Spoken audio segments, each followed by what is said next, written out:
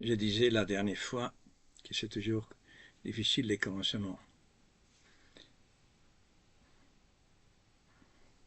Quelqu'un me disait que peut-être j'étais un peu long, 23 minutes, 25 minutes.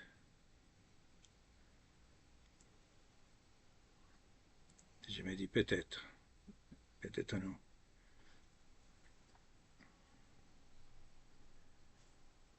Vous savez quand quelqu'un a besoin, rien est long. Le temps est un rapport avec notre affection, avec nos besoins.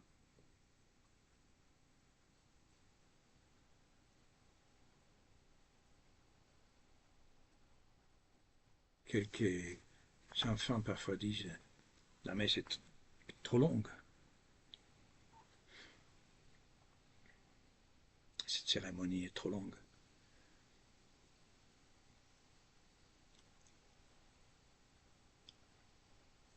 Un spirituel, j'ai parlé comme ça parce que c'est difficile toujours de citer les personnes. Et je n'ose pas dire que c'est moi qui dis ces choses. Normalement, universitairement parlant, il faut toujours faire des références. On a des astérisques, des petits mots parfois tellement qu'on ne peut pas lire. C'est ennuyeux. Mais alors, il disait que quelque chose de pas très spirituel, que pour pécher, on ne regarde pas la montre. Ah oui, le temps est une réalité qui a beaucoup de dimensions, comme un jeu d'artifice.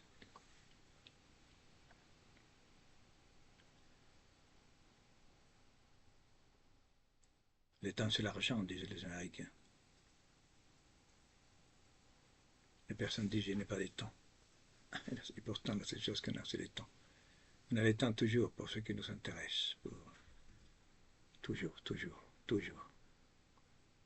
C'est comme l'argent que pour faire la guerre, on a toujours l'argent. Pour ce qui nous intéresse, on a toujours.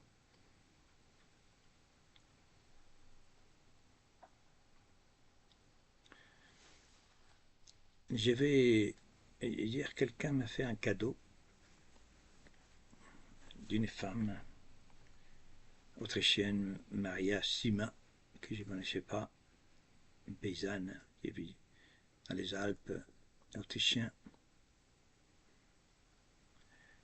extrêmement intéressante. J'ai dit hier, me rappelle un poème de Rilke qui dit cette fleur jaune, un enfant me l'a donnée hier. Regarde ces pétales. Cette fleur, cette rose jaune. Regarde ces pétales, il y a des gouttes d'eau. Aujourd'hui sont des larmes, hier furent des rosées, des larmes rosées.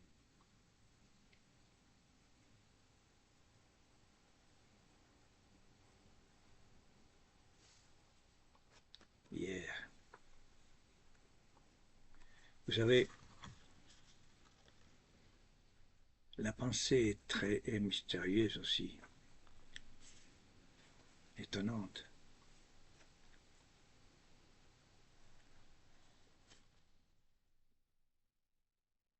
Nos pensées sont différentes s'il fait froid ou chaud, s'il y a de la lumière ou pas. Je ne sais pas si vous avez remarqué quand vous allez sur une route, au milieu d'un village, d'une ville, avec des bâtiments pas très hauts, comme à New York ou ailleurs. En France encore, on a la possibilité d'avoir des rues ensoleillées. Au moins la moitié du temps, la moitié de la journée. Si vous allez vers le trottoir envahi par l'ombre, et vous traversez, votre vie change. On ne change rien. Tantôt on est bien, et tantôt on n'est pas bien.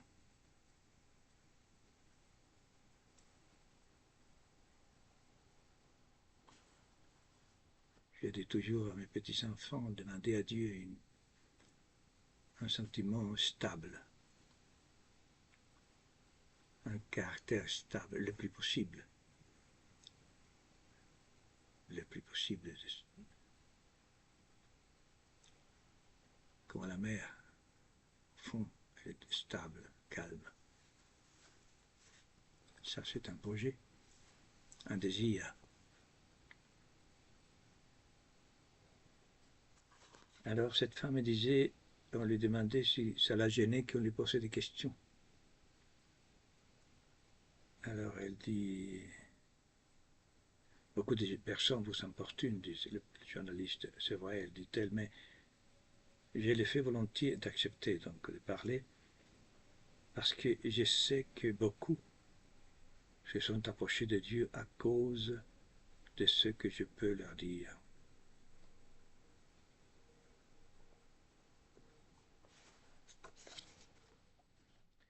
C'est mon seul but en parlant,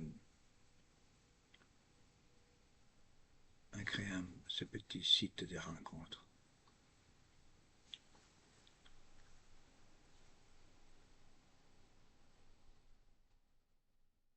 J'ai écouté il y a encore très peu de jours une phrase magnifique.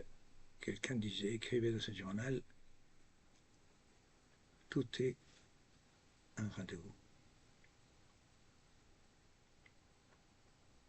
Tout est un rendez-vous. En fait, il n'y a pas autre chose qu'un rendez-vous dans la vie. Dites-moi autre chose.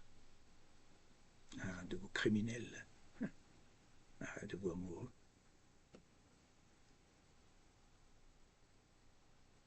Le plus étonnant, ce sentiment qu'on n'avait pas et qui d'un coup fait éruption de l'âme.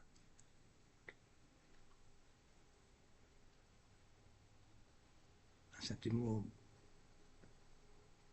étrange, tellement puissant. Les Grecs se méfiaient des amoureux. Les Romains aussi. Il y avait une sorte de division entre la sexualité et l'amour. Peu de respect pour la femme.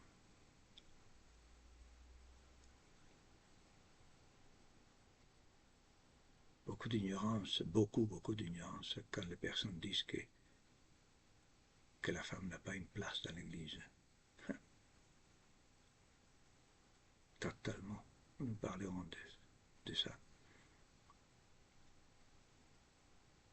Les sentiments nouveaux qu'un adolescent ou un homme. Et c'est les moments, peut-être les seuls surtout aujourd'hui, de la transcendance. Un jeune, du coup, tombe amoureux d'une fille, une jeune fille, ou une jeune fille d'un garçon.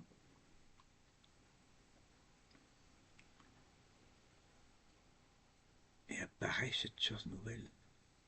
C'est pour ça qu'ils sont capables de tout faire, immédiatement. De donner même leur corps tout de suite. Et pourtant, le corps, c'est le dernier des derniers manifestations, sacrement de l'amour. Mais comment ça à l'inverse? Ils laissent tout, peuvent laisser tout, sont perdus. Ça, c'est pose un problème très sérieux dans notre civilisation actuellement. La transcendance, nos jeunes, nos enfants, les hommes ne la connaissent pas que au début au moins par 7 sentiments. Nous sommes appelés à la connaître des tout petits. Et pour ça, l'éducation est centrale dans la vie. Les personnes disent, mais je ne crois pas. J'ai toujours, monsieur, je crois. Mais je dis toujours, madame, monsieur, mais bien sûr, c'est pour ça que je vous parle, parce que je sais que vous ne croyez pas. Parce que la foi n'est un Christ. Vous avez compris que je suis chrétien.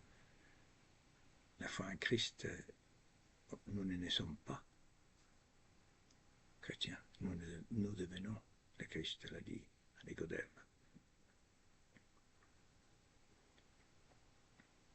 Voilà, je vous parlais donc l'autre fois de pertes. Oui, oui, je veux dire, je parle, ce n'est jamais long pour quelqu'un qui est au bord de la mort. Je parle pour les personnes qui sont au bord de la mort, qui n'arrivent pas à vivre, qui ont besoin d'une parole, d'une consolation. Je ne sais pas si vous avez expérimenté ce besoin d'être compris. Quelqu'un, regardez, je trouve quelque chose d'étonnant. Vous savez, il y a des auteurs impressionnants. Je vous avais parlé l'autre jour de cet ami de Freud, excusez-moi, mais je ne suis pas un freudien, moi. Mais pourtant, voilà, un homme intéressant, comme toutes les personnes qui ont réfléchi. C'est Jung qui parle du langage. Il dit, en citant quelqu'un d'autre, on ne peut pas penser sans parler. On ne pense qu'en parole. C'est ce que je suis en train de faire. Nous pensions, je vous disais, toujours, nous parlons toujours à nous-mêmes. Nous nous formulons. Enfin, c'est bien conceptualiser un peu les choses, les nommer, ce que soit les psychologues. Les nommant quelque part. On contrôle un peu la vie, un peu. À l'origine, dit-il, le langage était d'une part un système de sons émotifs et imitatifs exprimant l'effroi, la peur, la colère, l'amour, etc. Intéressant. Et après, c'est que j'ai notre pensée dirigée, plusieurs types de pensées, bon, n'est rien que le premier degré dans le long cri aux compagnons. Pour les avertir que l'on a, par exemple, trouvé de l'eau fraîche, qu'on a battu un ours ou qu'un ouragan s'approche, ou que les loups rôdent autour du campement. Une belle image.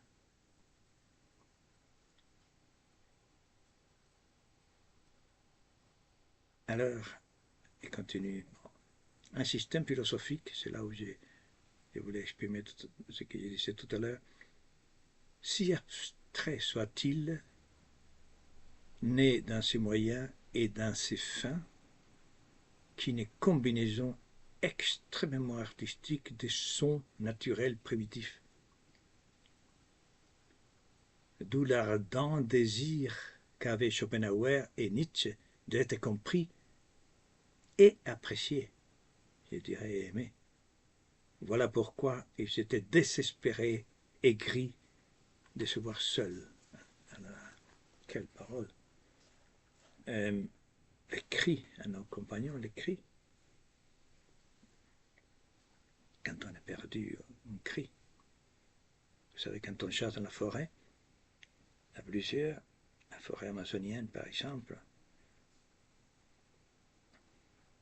c'est très dangereux, parce que vous ne comprenez rien, vous n'avez pas de boussole, surtout si vous êtes avec des personnes pauvres, les Indiens. La première chose qu'on vous dit, tu t'arrêtes et tu cries. Tu ne peux pas donner 2 pas de plus. T'arrêtes immédiatement quand tu ne sais pas où tu te trouves. Et curieux, aujourd'hui les personnes marchent sans savoir où ils vont. Les oiseaux, toujours, on dit que Je pensais aussi qu'ils chantaient, ils étaient contents les matins, mais pas du tout. Ils ne chantent pas la gloire de Dieu, comme on dit. Oui, c'est une interprétation que nous faisons. Ils ont peur, ils marquent leur territoire, ils disent non, non, non, vous ne vous approchez pas d'ici, moi, on est là. C'est le contraire de la transcendance. Voilà. Euh, je voulais dire, et donc les temps, les, une parole peut nous sauver, une parole peut nous aider.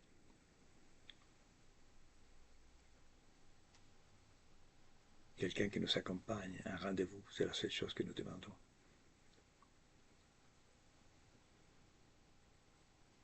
Le christianisme, c'est un mot qui n'est pas bon, le christianisme.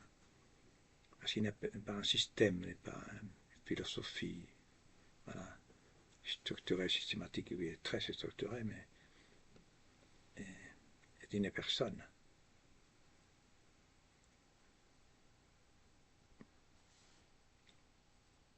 Pour Dieu, il n'y a pas beaucoup de personnes. Il y a toi et Dieu. Moi et Dieu. Toi et moi. La Bible, c'est que ça. Toi et moi. Une relation amoureuse. Alors, je voudrais donc, voilà, je vois que mon temps arrive à la fin. Peut-être que je peux vous donner un travail pour la journée. De crier. Crie. Comme les animaux, comme les cris. La Bible dit que crier, c'est prier. Crie au loup. Crie ton désespoir, ta souffrance. Retire-toi dans ta chambre, avec le Christ. Il prie, là, il dit, et crie, pleure, pleure devant lui. Parce qu'on ne pleure pas devant ses ennemis. On pleure devant ceux qu'on aime. On s'égare au contraire. Dans une cérémonie d'enterrement, on s'attend pour pleurer. Tiens, voilà que c'est ton bon ami que tu as aimé. Un frère, son père, et tu mets à pleurer. Il y a quelque chose dans les larmes. Tiens, je voudrais, oui, les larmes, que Dieu les compte. Il y a une autre petite citation qui me vient comme ça, et j'ai fini avec ça. Parce que cette émission que j'ai faite s'appelle Tout est achevé, en fait, parce que tout est inachevé dans notre vie. Tout, tout est fragmentaire, tout est moi, avec mon expérience que je meurs dans l'inachèvement des choses. Et pas accepter ça, c'est très, très, très difficile. Une grande souffrance. Il y a des personnes qui peut-être plus la femme, hein, qui savent faire, français, à faire beaucoup de choses pour achever toutes choses. Et pourtant, la vie est plutôt dans l'inachevé que dans ce qui est fini. Quelqu'un disait encore, mon Dieu me vient dans la tête des choses. Il sait, je vais jusqu'au bout de rien parce qu'au bout, je ne sais pas qu'est-ce qu'il y a. C'est très beau cette parole. Mais c'est vrai qu'au milieu, il y a beaucoup de choses. Mais on ne s'arrête pas au milieu. Peut-être Dieu nous attend au milieu. Ah, si je pourrais revenir la semaine prochaine avec ces paroles de larmes, peut-être. Je n'ai pas d'élève pour qu'il me rappelle, monsieur. Rappelez-vous. Je vous raconte une petite histoire d'un site dans un pays lointain, très lointain. Une cité où les étudiants créaient leur projet d'architecture au bord de la mer, au bord du Pacifique, très très très beau. Et donc le projet final se fait en réalité, dans la réalité. Il y a plusieurs dizaines d'hectares. Hein, et chacun construit la maison, ou le monument, quelque chose extrêmement intéressant. Et alors, Un jour, on s'est promené dans cet endroit, il avait des ruines. Pas des ruines, pardon, des sous-bâtiments d'une construction magnifique. Et alors j'ai demandé à cet architecte qui nous conduisait, il nous montrait les.